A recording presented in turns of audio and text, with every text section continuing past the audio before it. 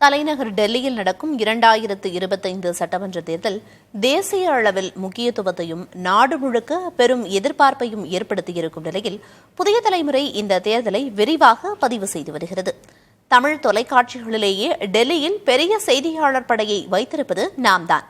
இந்த முறை நம்முடைய செய்தியாளர் குழுவோடு புதிய தலைமுறை ஆசிரியர் சமசும் இணைந்திருக்கிறார். இந்த வாரம் முழுவதும் டெல்லி குறித்த விசேஷமான பதிவுகளை உங்கள் புதிய தலைமுறை வழங்க உள்ளது. அந்த வகையில் தற்போது எப்படி இருக்கிறது டெல்லி அரசியல் களம் பார்க்கலாம்.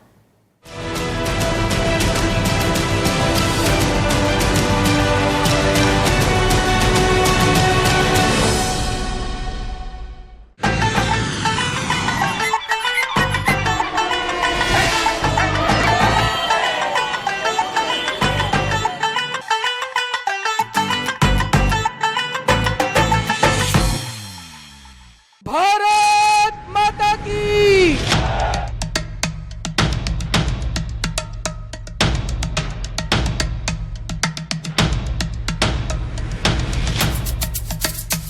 இப்ப நாம இருக்கிற இடம் டெல்லியில இருக்கக்கூடிய ஆம் ஆத்மி கட்சியினுடைய தலைமையகம்.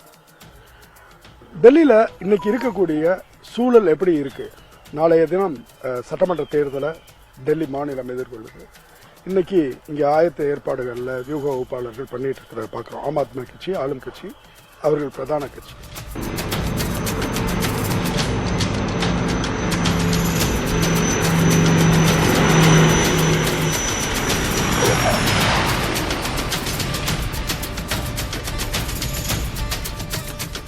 இப்ப கள சூழல் எப்படி இருக்கு அப்படின்னு சொல்லி இங்க சுற்றுப்பயணம் பண்ணின அளவுல இருந்து பார்க்கும்போது இது மிகுந்த கடுமையான போட்டியை எதிர்கொள்ளக்கூடிய முடிவுகள் எப்படி வேண்டுமானாலும் அமையலாம் என்று சொல்லத்தக்க ஒரு தேர்தல் அப்படின்னு புரிஞ்சுக்க முடியும். டெல்லியை பொறுத்த வரைக்கும் இது இந்தியாவிலேயே கொஞ்சம் வித்தியாசமான தேர்தல் களம், சிக்கலான தேர்தல் களம். ஏன்னா பொதுவா இந்த பக்கம் அல்லது அந்த பக்கம் அப்படின்னு சொல்லி வாக்காளர்கள்ட்ட நேரடியா ஒரு தன்மை இருக்கும். அதுதான் பெரும்பகுதியா இருக்கும். புளோட்டிங்ல இருக்கிறவங்க ஆட்சி அடிப்படையில் முடிவு பண்ணுவாங்க. அது மிக தெளிவா இருக்கும். ஆனா டெல்லி வித்தியாசம். இங்க இருக்கிறவர்களுக்கு நரேந்திர மோடியும் பிடிக்குது, கெஜ்ரிவாலையும் பிடிக்குது. நீங்க நாடாளுமன்ற தேர்தலில் கடந்த 10 ஆண்டு அனுபவம் பார்த்தீங்கன்னா 2014, 2019, 2024 இந்த 3 நாடாளுமன்ற தேர்தலையும் டெல்லியில் இருக்கக்கூடிய மக்களவை தொகுதிகள் 7 தொகுதிகளையுமே முழுமையா பாஜகவுக்கு அவர்கள் கொடுத்தார்கள். மொத்தம் பதிவான வாக்குகள்ல 50% மேற்பட்ட வாக்குகளை பாஜக தான் பெற்றுச்சு. ஆம் ஆத்மி கட்சியினால ஒரு இடத்தை கூட பெற முடியல. காங்கிரஸும் அப்படிதான். ஆனா இதற்கு நேர் எதிராக டெல்லி சட்டமன்றத்தை எடுத்துக்கிட்டா அங்க இருக்கக்கூடிய 70 தொகுதிகளில் 2015 தேர்தலில் ஆம் ஆத்மி கட்சி 62 இடங்களை பிடிச்சாங்க. பாஜகவால மிச்சம் இருக்கிற இடங்கள்ல தான் வர முடியும். அதே போல 2020 நடப்பு சட்டமன்றம் முடிந்த சட்டமன்றத்தை எடுத்துக்கிட்டா 70 தொகுதிகளில் 67 இடங்களை ஆம் ஆத்மி கட்சி வென்றுச்சு. வெறும் 3 இடங்கள்ல தான் பாஜகவால வெல்ல முடிஞ்சு. இதை யோசிச்சு பாருங்க. 2014 அப்படி ஒரு முடிவு, 2015 இப்படி ஒரு முடிவு, 2019 அப்படி ஒரு முடிவு, 2020 இப்படி ஒரு முடிவு. भारत माता की, भारत माता की, मोदी मोदी मोदी.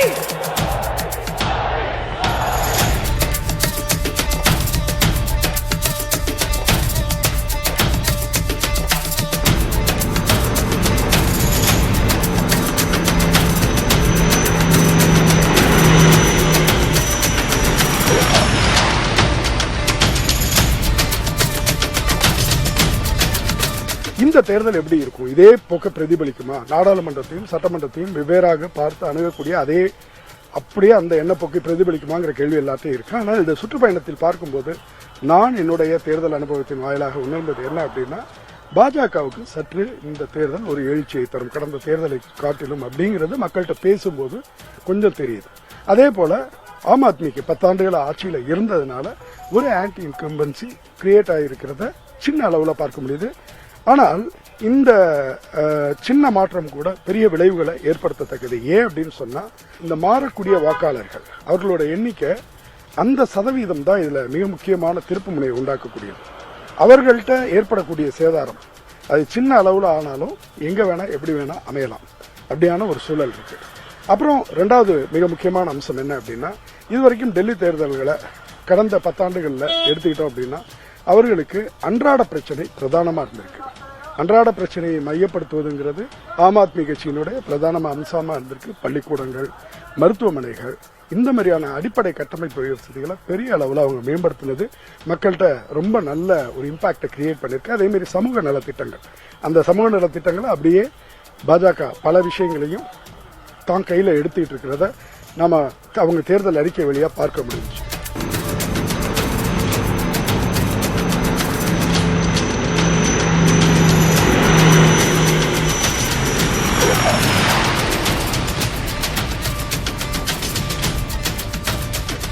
இப்ப இந்த தேர்தலை பொறுத்தவரையில் ராமர் கோயில் கட்டுமானத்தை ஒரு துருப்புச்சீட்டா பாஜக பயன்படுத்துவதை பார்க்க முடியுது. எப்படின்னா ரொம்ப சன்னமா.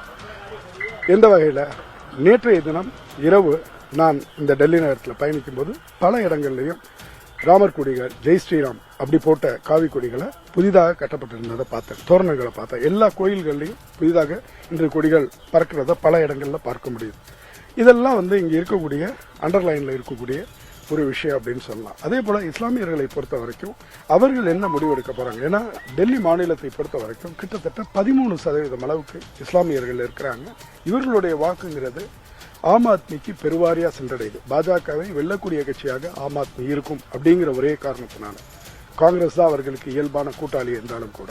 அதே சமயம் கெஜ்ரிவால் மிக நுட்பமாக அவர் இந்து பெரும்பான்மைவாத அந்த வாக்குகளையும் பகச்சிக்கிறது கிடையாது. நீங்க கடந்த காலத்தை எடுத்துக்கிட்டோம் அப்படின்னு சொன்னா காஷ்மீரில் எடுக்கப்பட்ட முடிவு, அதே போல ராமர் கோயில் விவகாரம், அதே போல பொது சிவில் சட்டம், இந்த விஷயங்கள் எதுலையுமே கெஜ்ரிவால் பெரிய வார்த்தைகளை விடுறவரா இல்லை. ஆகையால நேரடியா பாஜகவினுடைய அந்த இந்துத்துவ ஆதரவு வாக்கு வங்கியை அவர் பகைத்துக் கொள்ளக்கூடியவர் இல்லை. ஆக மொத்தத்தில் 3 விஷயங்கள். ஒன்று, முந்தைய ஆட்சி மேல என்ன அபிப்பிராயம் இருக்கு, அது ஒன்று. இரண்டாவது விஷயம் சமூக நலத்திட்டங்கள், அது என்னவா வெளிப்பட போகுது. மூன்றாவது விஷயம் மதம், அது என்ன பங்கு வகிக்க போகுது. இது 3மா சேர்த்து இந்த சுவிட்ச் ஓவர் ஆகக்கூடிய வாக்காளர்கள் மனநிலையில ஒரு தாக்கத்தை உண்டாக்கும் அப்படின்னு சொல்லி தெரியுது. இது என்ன விளைவை உண்டாக்கலாம் அப்படிங்கிறத நாளைய தேர்தல் பிரதிபலிக்கும். வாக்கு எண்ணிக்கைகள் வரும்போது நமக்கு அது முழுமையா தெரிய வரும்.